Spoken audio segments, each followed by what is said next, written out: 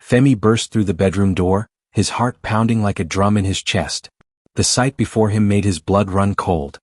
His 8-year-old daughter, Grace, lay motionless on the bed. Her lips had turned a pale blue color.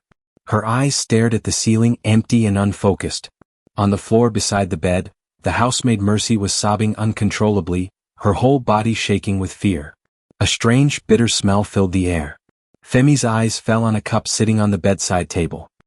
He rushed to Grace and pressed his ear against her small chest. Her heartbeat was so faint he could barely hear it.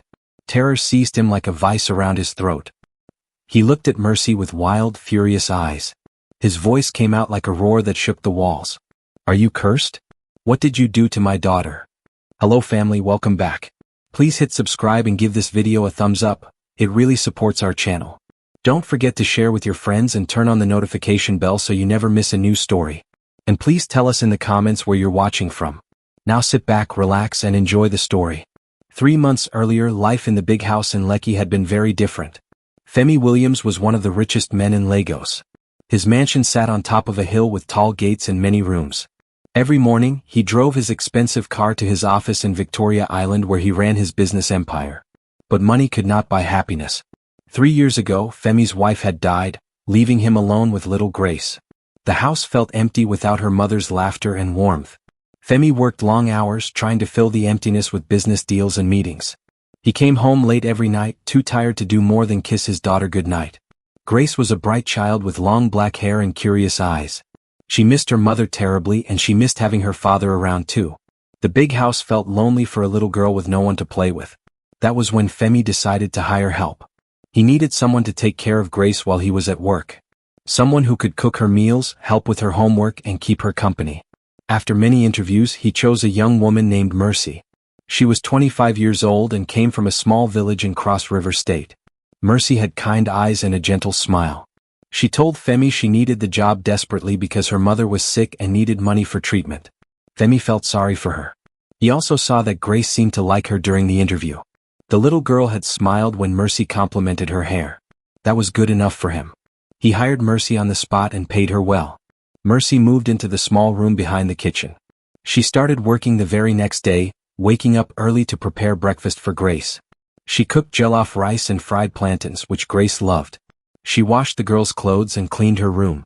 She braided Grace's hair into beautiful styles. At first, everything seemed perfect. Grace laughed again for the first time in months. She and Mercy played games together in the garden.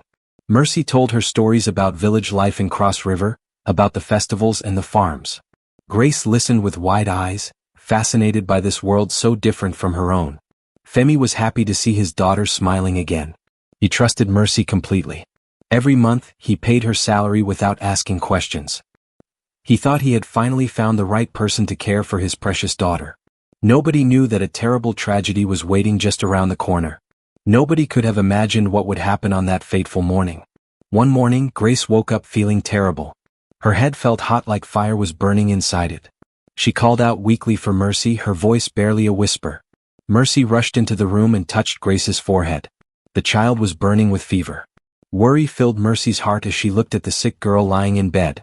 She gave Grace some water and told her to rest while she prepared something to help. Femi had already left for work early that morning. He had an important meeting in Abuja and would not be back until evening. Mercy knew she had to take care of Grace on her own.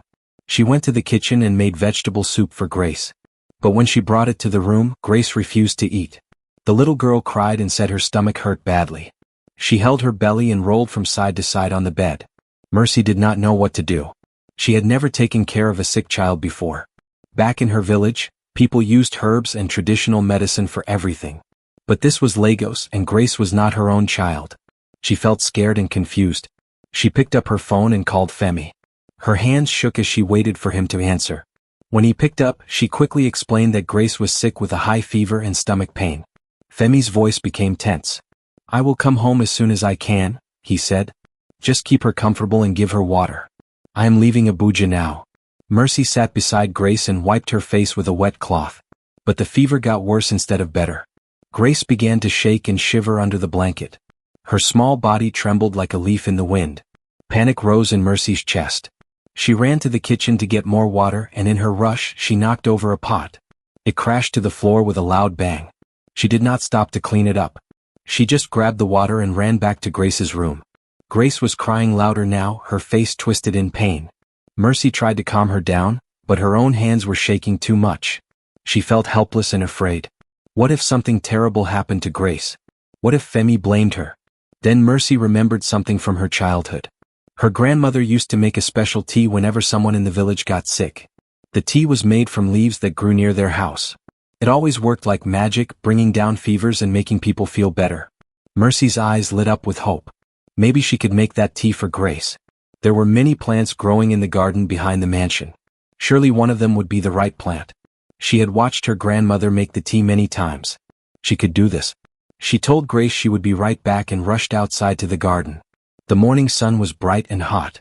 Mercy looked around at all the different plants and bushes. There were so many, and they all looked similar to her confused eyes. She tried to remember what her grandmother's healing plant looked like. It had green leaves with a certain shape. Or was it the one with the purple flowers? Mercy could not remember clearly. She had been just a child when she watched her grandmother. The details were fuzzy in her mind now. Time was running out. Grace was getting sicker by the minute. Mercy made a quick decision. She saw a plant with leaves that looked familiar and decided it must be the right one. She did not look carefully. She did not check twice. She was too worried and too rushed. Mercy picked several leaves from the plant and hurried back inside. She boiled water in a pot and threw the leaves in. The tea turned dark and smelled bitter and strange. But Mercy thought that was normal. Medicine was supposed to taste bad, right? She let the tea cool down a little, then poured it into a cup. Her heart was beating fast as she carried it to Grace's room. She was so sure this would help. This would make Grace feel better, and Femi would be grateful when he came home. What Mercy did not know was that she had just made the biggest and most terrible mistake of her life. Grace was lying in bed with her eyes half closed when Mercy came back into the room. The little girl looked so weak and tired. Mercy felt her heart squeeze with worry and love for this child she had been caring for. She sat on the edge of the bed and gently lifted Grace's head. "I made you something that will help you feel better," Mercy said softly. "My grandmother used to make this tea for sick people in our village. It always worked." Grace looked at the cup with tired eyes. She did not want to drink anything. Her stomach hurt too much. But Mercy smiled at her with such kindness and hoped that Grace did not want to disappoint her. Mercy put the cup to Grace's lips. The little girl took a small sip and immediately made a face. The tea tasted terrible, bitter and wrong. It burned her throat as it went down. "I know it tastes bad," Mercy said, encouraging her. "But good medicine always tastes bad. Just drink a little more and you will feel better soon. I promise." Grace trusted Mercy. The young woman had been kind to her for months, playing with her and taking care of her. So Grace drank more of the tea, even though every sip made her want to spit it out. She drank almost half the cup before she could not take any more. Mercy laid Grace's head back down on the pillow gently. She sat beside the bed and waited, hoping to see the fever go down. She hoped to see Grace's face return to its normal color. She prayed silently that her grandmother's remedy would work its magic. But after 10 minutes, something terrible began to happen. Grace started coughing hard. Her small body shook with each cough. Then her face turned bright red and she grabbed her throat with both hands. Mercy jumped to her feet in fear. "Grace? Grace, what is wrong?" she cried out. Grace could not answer. She was gasping for air, trying to breathe but unable to fill her lungs. Her body began to twist and turn on the bed in ways that looked painful and frightening. Her eyes rolled back until only the whites showed. Then foam started coming out of Grace's mouth. White foam like soap bubbles spilling onto the pillow. Mercy screamed. She had never seen anything like this before. This was not supposed to happen. The tea was supposed to help, not hurt. "Grace. Grace, please." Mercy shook the girl's shoulders, calling her name over and over. But Grace did not respond. Her body went stiff as a board, her muscles locked tight. Her mouth hung open but no sound came out. Mercy ran to grab her phone from the table. Her hands were trembling so badly that she dropped it twice on the floor. Her vision was blurry with tears. Her heart was beating so fast she thought it might explode. She finally managed to hold the phone steady and called Femi. The phone rang once, twice, 3 times. Each ring felt like an hour. Finally he answered. "Mercy, I am still driving back from Abuja. Is Grace okay?" Femi asked. Mercy was crying so hard she could barely speak. The words came out in broken pieces. Sir, please, something is very wrong with Grace. She is not moving. She drank the tea and now, please come home." Femi's entire world stopped. His heart felt like it had been stabbed with a knife. What did you give her? He shouted into the phone. But Mercy could not explain. She was sobbing too hard, and Grace was lying on the bed looking like she might be dying. Please just come. Please hurry. Mercy begged. Femi dropped his phone onto the passenger seat. His hands gripped the steering wheel so tight his knuckles turned white. He pressed his foot all the way down on the gas pedal. The car shot forward like a bullet. His mind was racing faster than his car. What had Mercy done? Why was Grace not moving? Fear like he had never known before filled every part of his body. Not his daughter. Please God, not his Grace. She was all he had left in this world. He called for an ambulance as he drove, telling them to go to his house in Lekki immediately. His voice was shaking as he gave them the address. They promised to send help right away. Femi drove like a madman through the streets of Lagos. He ran red lights and honked his horn at anyone who got in his way. People shouted at him and shook their fists, but he did not care. His daughter was in danger. Nothing else in the entire world mattered except getting to her. Back in the mansion, Mercy was on the floor beside Grace's bed, holding the little girl's cold hand. Grace's chest was barely moving. Her breathing was so shallow and weak. Her lips had turned blue, and her face was pale as paper. Mercy knew this was all her fault. She had done this. She had given Grace something that was poisoning her. The thought made her want to die. How could she have been so stupid? How could she not have checked the plant more carefully? She heard sirens in the distance getting closer. But would they arrive in time? Would anyone arrive in time to save Grace? Femi reached his house in 15 minutes, driving faster than he had ever driven in his life. The gate was still open from when Mercy had opened it for the gardener earlier. He did not even park the car properly. He just jumped out and ran toward the house, leaving the engine still running. Grace! Grace! He shouted as he burst through the front door. His voice echoed through the big empty halls. He took the stairs 3 at a time, his heart pounding with terror. He pushed open the door to Grace's bedroom and froze. What he saw made time stop. Grace was lying on the bed completely still. Her lips were blue like the sky. Her eyes were open but staring at nothing, seeing nothing. Mercy was on the floor, sobbing so hard her whole body shook. Tears and mucus covered her face. The cup was still on the bedside table, and a strange bitter smell filled the room. Femi ran to his daughter and shook her gently. Grace, wake up. Daddy is here, he cried. But she did not respond. Her body felt cold under his hands. He put his ear to her chest, listening desperately for her heartbeat. It was there, but so faint, so weak, like a whisper about to disappear. He looked at Mercy with eyes full of fire and rage. His face twisted with anger like nothing she had ever seen before. He grabbed the cup from the table and smelled it. The sharp, poisonous smell hit his nose. His daughter had been poisoned. Are you cursed? He roared at Mercy, his voice so loud it shook the windows. What did you do to my daughter? Mercy tried to speak, but only broken sobs came out. She could not form words. She could not explain. She was drowning in guilt and fear. Femi threw the cup across the room with all his strength. It smashed against the wall into 100 pieces. He grabbed Mercy by her shoulders and shook her violently. What did you give her? Tell me now. What was in that tea? Mercy's mouth opened and closed like a fish out of water, but no words came. She was shaking too hard. Her mind had shut down from shock and terror. Femi pushed her away from him. She fell backward and hit her head on the hard floor with a painful thud.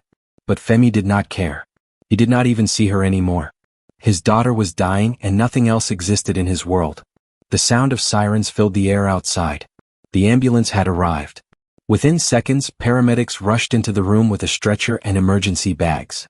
They moved quickly, their faces serious and focused. One paramedic checked Grace's pulse while another listened to her breathing. The first paramedic looked at his partner with worried eyes. Her vitals are very weak. We need to move now, he said urgently.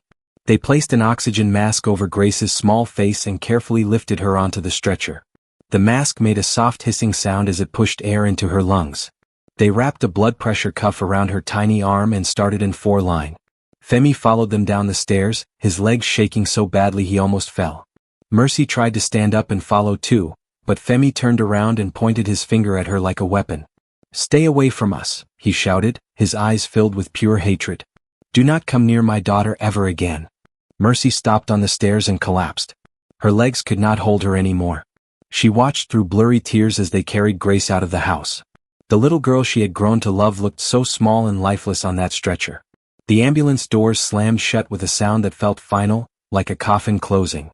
The sirens screamed as the vehicle sped away, taking Grace to the hospital.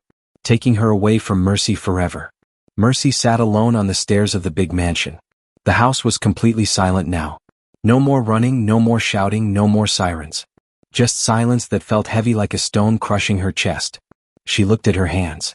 These were the hands that had picked the wrong plant. These were the hands that had made the poisonous tea. These were the hands that had killed an innocent child. Because Grace was dead. Mercy was sure of it. No one could survive what she had just seen. Mercy pulled at her hair and rocked back and forth on the stairs. She wanted to scream, but her voice was gone. She had destroyed everything.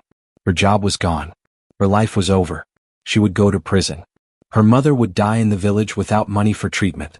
Everything was ruined, and it was all because of one terrible mistake. The sun began to set outside, painting the sky orange and red. The big house grew dark and cold. Mercy finally stood up on shaking legs and walked to the kitchen like a ghost.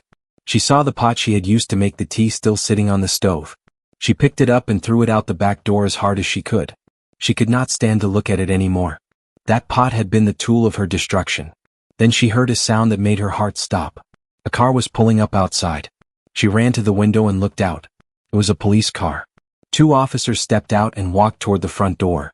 Mercy's whole body started shaking again. Her time had come. She thought about running, about hiding somewhere in the big house. But where could she go? And what was the point? She deserved whatever was coming. She walked slowly to the door, each step feeling heavy like she was walking to her own grave. She opened it before they could knock. The 2 police officers looked at her with hard, cold faces. "Are you Mercy?" one of them asked. His voice was stern and official. Mercy nodded, unable to speak. Her throat felt closed. "We are taking you in for questioning about what happened to Grace Williams," the officer continued. "Where is Mr. Williams?" "He went to the hospital with Grace," Mercy managed to whisper. The officers exchanged a look. "What exactly happened to the child?" the second officer asked. Mercy tried to explain, but the words came out mixed with sobs and tears. She could not make sense. The officers told her to calm down and that she could explain everything at the station. They led her to the police car. Mercy looked back at the mansion one last time as they drove away. She knew in her heart she would never see it again. Inside the ambulance, Femi sat beside Grace, holding her small cold hand. The paramedics worked quickly around him, checking monitors and adjusting equipment. Tubes and wires seemed to be everywhere, connected to his daughter's tiny body. One paramedic asked Femi what Grace had consumed. Femi said the maid had given her some kind of tea, but he did not know what was in it. The paramedic's face became more worried. He radioed ahead to the hospital, telling them they had a poisoning case and needed the emergency team ready. The ambulance raced through Lagos traffic. Cars moved aside when they heard the sirens. People on the streets stopped and stared as they passed. But Femi saw none of it. His eyes were fixed on Grace's face, willing her to open her eyes, praying for a miracle. They arrived at Lagos General Hospital in Ikeja. Doctors and nurses were waiting outside the emergency entrance. They rushed Grace inside immediately. Femi tried to follow, but a nurse stopped him gently. "Sir, please let the doctors work. You need to wait here," she said kindly but firmly. Femi tried to push past her. He needed to be with his daughter. But 2 security guards blocked his path. They explained that the doctors needed space to save Grace's life. Too many people in the room would only make things harder. Femi knew they were right, but every part of him wanted to be beside his daughter. The emergency room doors closed in his face. He stood there staring at them, his whole body shaking. Another nurse came with a clipboard asking him questions. What had Grace eaten today? What did she drink? When did the symptoms start? Femi answered everything he knew, his voice breaking with emotion. The nurse wrote it all down quickly and rushed back inside. Femi was left alone in the hallway, pacing back and forth like a trapped animal. His phone kept ringing. It was his secretary calling from the office. He did not answer. Other business partners tried to reach him too. He ignored them all. Nothing mattered except Grace surviving this nightmare. Time moved so slowly it felt like torture. Every second felt like an hour. Femi kept looking at the clock on the wall. Only 5 minutes had passed since they took Grace inside. Just 5 minutes, but it felt like forever. He pressed his ear against the emergency room doors, trying to hear what was happening inside. He could hear voices talking fast and urgent. He heard someone say the word critical, and his knees almost gave out. He grabbed the wall to keep from falling. Finally, a doctor came out. His face was grave and tired. Femi rushed to him immediately, grabbing the man's white coat. "Is she alive? Please tell me she is alive." The doctor gently removed Femi's hands. "Your daughter is in very serious condition, Mr. Williams," he said slowly. "She has been poisoned by a toxic plant. We are pumping her stomach now and giving her activated charcoal to absorb the poison. Will she live?" Femi asked, his voice barely a whisper. The doctor looked him straight in the eyes. "Honestly, sir, I do not know. The poison has been in her system for too long. Her organs are starting to shut down. The next few hours will decide everything." Femi felt the floor tilt under his feet. The whole world was spinning. He walked backward until he hit the wall and slowly slid down to the floor. He put his face in his hands and could not breathe. His chest felt so tight, like someone was squeezing his heart. A nurse came over and helped him up. She led him to a chair and brought him water. Femi tried to drink it, but his hands shook so much that the water spilled all over his lap. He did not even notice. He just sat there staring at nothing, seeing nothing. His mind went back 3 years to his wife's funeral. He remembered standing beside her grave with baby Grace in his arms. He had promised his wife he would protect their daughter, keep her safe and give her a good life. Now he had failed. He had hired a stranger who had poisoned his only child. At the police station in Suralire, Mercy sat in a cold interrogation room. The walls were gray and made her feel like she was already in prison. A metal table and 2 chairs were the only furniture. She sat and waited, her whole body numb with shock. A detective came in. He was a large man with tired eyes and a serious face. He sat across from Mercy and opened a notebook. "Tell me everything that happened today," he said. Mercy spoke in a shaking voice. She explained about Grace's fever, about wanting to help, about the tea. The detective stopped her. "What plant did you use?" he asked. "I do not know the name," Mercy admitted, her voice small. "I thought it was the healing plant my grandmother used in the village. But I was in a hurry. I did not look carefully."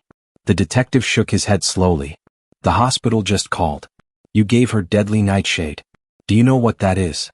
Mercy's face went completely white. She knew that name. Her grandmother had warned her many times never to touch nightshade. "It will kill you," her grandmother had said. But in her panic and rush, Mercy had not paid attention. She had grabbed the wrong plant. "Did you do it on purpose?" the detective asked, watching her face closely. "No." Mercy screamed, jumping up from her chair. "I would never hurt Grace. I love that little girl. It was a mistake. A terrible, terrible mistake." The detective wrote in his notebook. "Your intentions do not matter much right now. If the girl dies, you will be charged with murder. If she lives, you will still go to prison for many years." Mercy put her head down on the table and cried. Her whole world had collapsed in one day. Everything was gone. Her job, her freedom, her future, and worst of all, she might have killed an innocent child. The hours passed slowly in that cold room. Finally, a female officer came in with news. "The girl is still alive," she said. "But she is in a coma. The doctors are doing everything they can." Mercy cried with relief mixed with continued fear. At least Grace was not dead yet. At least there was still hope. But the woman officer's next words crushed that small hope. "Many poisoning victims seem okay at first, then die hours later. Do not celebrate yet." Mercy was taken to a cell and locked inside. She lay on the hard bench and stared at the ceiling. All she could see was Grace's face, those blue lips, those empty eyes. The image would haunt her forever, whether Grace lived or died. Inside the emergency room, doctors worked frantically to save Grace's life. Her heart rate was dropping dangerously low. Her blood pressure was crashing. One doctor shouted for more epinephrine. A nurse rushed to get it and injected it into Grace's foreline. Grace's heart rate jumped up for a moment, then dropped again. The lead doctor looked at the monitors with deep concern. This was not good at all. He told his team to prepare for intubation. They needed to put a tube down Grace's throat to help her breathe. A nurse brought the equipment quickly. The doctor carefully inserted the tube, and the ventilator started pumping air into Grace's small lungs. Her oxygen levels improved slightly, but she was still in grave danger. The toxicology report came back from the lab. When the doctor read it, his face went pale. The plant Mercy had used was deadly nightshade, one of the most poisonous plants in the world. Just a few leaves could kill an adult, and Grace had consumed almost a full cup of tea made from it. The doctor had seen nightshade poisoning before. Most patients did not survive. He looked at Grace lying on the table, so small and fragile, fighting for her life. He called for the antidote. The hospital had a limited supply, only 2 vials. He administered them both into Grace's 4. Now all they could do was wait and pray. The doctor stepped outside to update Femi. When Femi heard it was deadly nightshade, he stopped breathing for a moment. He knew that plant. Everyone in Nigeria knew it. It was famous for killing people. Rage burned through him again like fire. How could Mercy be so stupid? How could she not recognize such a dangerous plant? He wanted to go back to his house and hurt her with his bare hands for what she had done. The doctor saw the dangerous look on Femi's face. He put a hand on his shoulder and told him to stay calm. Getting angry would not help Grace now. Femi nodded, but his fists were clenched so tight his nails cut into his palms. The doctor explained that they had given Grace the antidote, but her body was very weak. The next 12 hours were critical. If she survived the night, there might be hope. But if her organs continued to fail, there was nothing more they could do. Femi sat back down in the waiting area. He called his secretary and told her to cancel everything. He was not coming to work for a very long time. His secretary asked if everything was okay. "No," Femi said, his voice breaking. "My daughter is dying." Then he hung up and turned off his phone. Hours passed like years. Nurses came and went, but they would not tell him anything new. They said the doctor would update him when there was news. Femi felt completely helpless. He was a billionaire who could buy anything, but he could not buy his daughter's life. The night was the longest of Femi's entire existence. He could not eat. He could not sleep. He just sat in that chair, staring at the emergency room doors, waiting for news. Sometimes he prayed. Sometimes he just cried quietly. Morning came slowly. The sun rose over Lagos, but Femi did not see it. He only saw the clock on the wall, counting down the minutes. Then finally the doctor came out again. His face looked less worried this time. "Mr. Williams," the doctor said. "Grace's condition has stabilized. She is not improving yet, but she is not getting worse either. That is a good sign." Femi stood up on shaking legs. "Can I see her?" he asked. The doctor nodded and led him to the intensive care unit.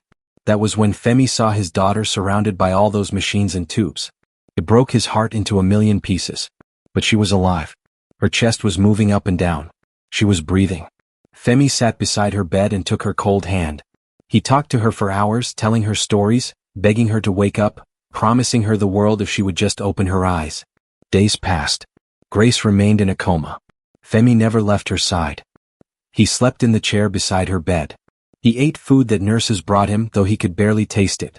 His whole world had shrunk to this one room, this one bed, this one precious child. On the 3rd day, Grace's fingers twitched.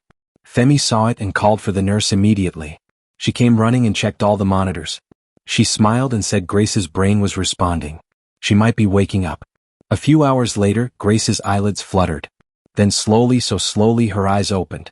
They were confused and unfocused, but they were open. Femi started crying with joy. His daughter was coming back to him. The doctor removed the breathing tube carefully. Grace coughed and gasped, her throat raw and painful. But when she could finally speak, she whispered, "Daddy?"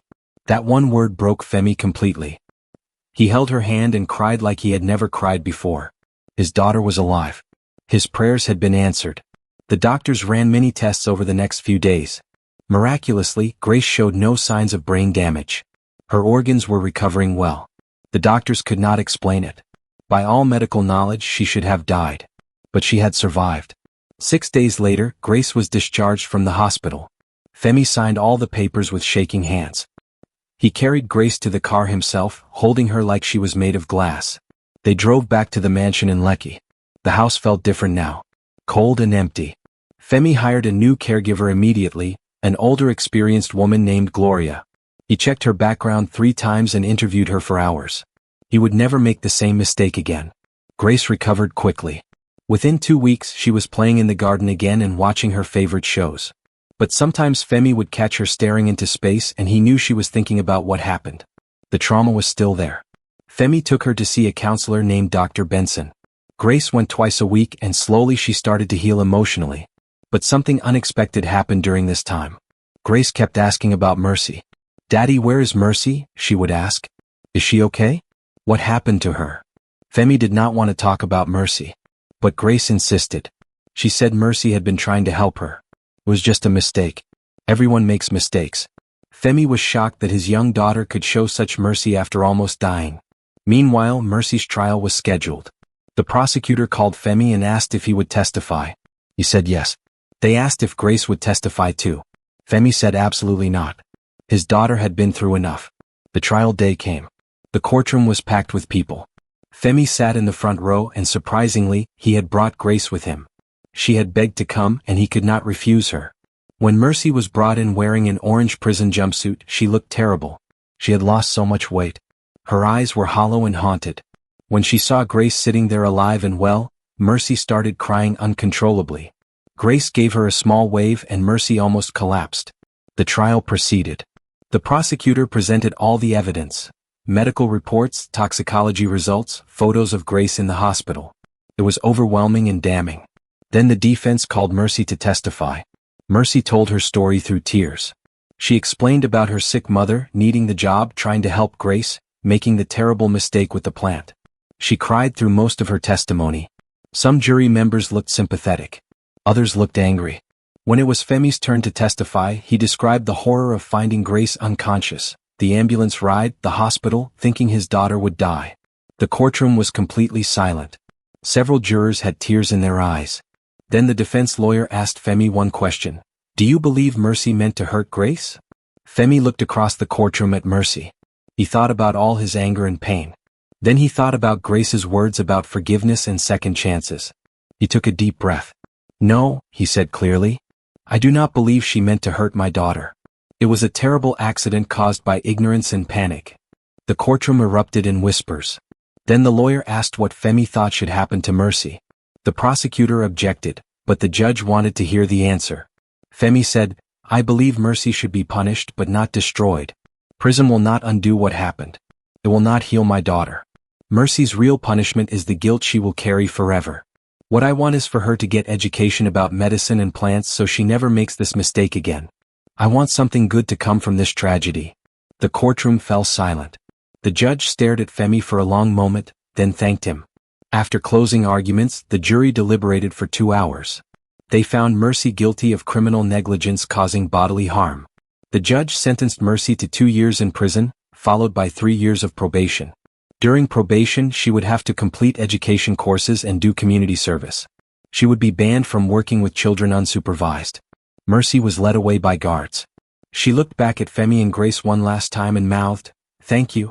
Femi took Grace's hand and they left the courtroom. Outside, reporters shouted questions but Femi ignored them. They drove home in silence. When they arrived, Grace asked her father if he felt better. Femi thought about it. Yes, he said honestly. The anger is gone. The hate is gone. What remains is just sadness for what happened and gratitude that you are still alive. Life slowly returned to normal. Grace went back to school and worked hard to catch up on all she had missed. Femi changed his priorities completely. He left the office at 5 o'clock every day. He had dinner with Grace every night. He helped her with homework. He tucked her in bed. He was present in a way he had never been before. His business partners were frustrated, but Femi did not care. He had learned what truly mattered. His empire could survive without him working 18 hours a day, but Grace could not survive without her father. Months passed. Grace's nightmares became less frequent. She smiled more and laughed more. The trauma was slowly fading. Femi started seeing a counselor too, working through his guilt and anger. Slowly he found peace. 1 year after the incident, Femi received a letter from prison. It was from Mercy. She wrote that she was taking classes, learning to read better, studying medicine and first aid. She was trying to become someone better, someone who could help instead of hurt. She thanked Femi for speaking at her trial and said his words had changed her life. She asked if Grace was doing well. Femi read the letter several times. Then he showed it to Grace. Can we write back? Grace asked. Femi thought about it, then said yes. Together, they wrote a short letter telling Mercy that Grace was healthy and happy. They told her they were glad she was learning and growing. They told her to keep working hard. More letters came over the following months. Mercy wrote about her classes and what she was learning. Femi and Grace wrote back occasionally. The letters were short and simple, but they were real and honest. Slowly, the pain between them began to transform into something else. Understanding, compassion, even a strange kind of respect. 2 years passed. Mercy was released from prison and returned to her village in Cross River State. She wrote one final letter saying she would not contact them again unless they wanted her to. She did not want to intrude on their lives. She just wanted them to know she had finished her education and was now working at a small clinic in her village, teaching women about dangerous plants and proper first aid. She was trying to prevent others from making her mistake. Femi read the letter and felt something unexpected: pride. Pride in Mercy for turning her life around. He showed the letter to Grace, who was now 10 years old, taller and stronger. Grace smiled. "I am happy for her, Daddy. Should we write back?" Femi thought about it. Maybe our part in her story is over. We gave her what she needed most, a second chance. What she does with that chance is up to her now. Grace nodded. That makes sense. Femi put the letter in a drawer. He did not throw it away, but he did not respond either. He just let it be. Years continued to pass. Grace grew into a teenager, then a young woman. She did well in school and had many friends. She was happy. The incident became a memory, a scar, but not an open wound anymore. Femi grew older, his hair turning gray at the temples. His business continued to thrive, but he never let it consume him again. Every night he thanked God for Grace, for the miracle that had saved her, for the strength to forgive. When Grace was older, she would sometimes think about what had happened. She realized that terrible day had changed her forever. It taught her that life was fragile, that people made mistakes, that mercy was more powerful than revenge. These lessons shaped who she became. She grew into a kind and wise young woman who treated people with compassion and believed in second chances. She had seen how forgiveness could transform not just the forgiven, but also the one who forgives. And Femi learned too. He learned that being a good father meant more than providing money and security. It meant being present, being vulnerable, being willing to forgive even when it hurt. He learned that holding on to anger only poisoned yourself, that letting go was not weakness but strength. These lessons did not come easy. They came through pain and fear and almost unbearable loss. But they came and they changed him. He became a better man, a better father. Not perfect but better. And that was enough. In the end, what happened in that mansion in Lekki became more than just a story about an accident. It became a story about human frailty, about mistakes and consequences, about anger and forgiveness, about a father's love for his daughter, about a young girl's wisdom beyond her years, about a woman destroyed by guilt who found redemption. It became a story about how tragedy can either break people or transform them. Femi, Grace, and Mercy all chose transformation. They chose to let mercy grow where hate could have taken root. They chose life over bitterness, light over darkness, love over revenge. The mansion on the hill stood quiet now. No more screaming, no more sirens, no more fear. Just a father and daughter living their lives, eating breakfast together, talking about their days, laughing at simple things. The big house felt warm again, safe again. The garden where Mercy had picked the wrong plant now grew beautiful flowers that Grace had planted herself. She watered them every morning. They bloomed bright and colorful, full of life. Life had returned to the mansion. Not the same as before. Nothing was ever the same after something like that. But life nonetheless. Different, deeper, more precious, more aware of how quickly it could all end, and how important it was to cherish every single moment. We've come to the end of today's story. I hope it touched your heart. Thanks for watching and staying with us till the end. Don't forget to like, share, and subscribe for more inspiring stories. See you in the next one. And tell us in the comments, where are you watching from?